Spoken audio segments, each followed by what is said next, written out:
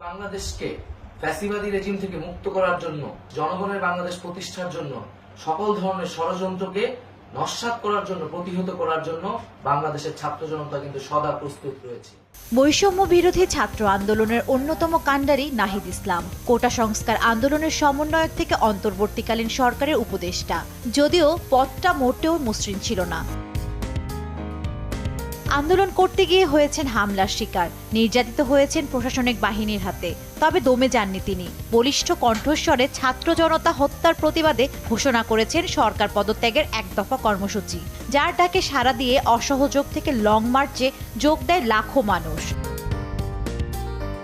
ঢাকার বাসিন্দা নাহিদ পড়াশোনা করেছেন ঢাকা বিশ্ববিদ্যালয়ের সমাজবিজ্ঞান অনুষদে। 2016-17 শিক্ষাবর্ষের এই শিক্ষার্থী 2018 সালের কোটা সংস্কার আন্দোলনে ছিলেন সক্রিয়। 2019 সালে ডাকসু নির্বাচনে ছাত্র অধিকার পরিষদের ব্যানারে সংস্কৃতি বিষয়ক সম্পাদক পদে অংশ নিয়ে পরাজিত হন নাহিদ। 2023 সালের অক্টোবর মাসে গণতান্ত্রিক ছাত্র শক্তি নামে নতুন ছাত্র সংগঠন যাত্রা শুরু করে।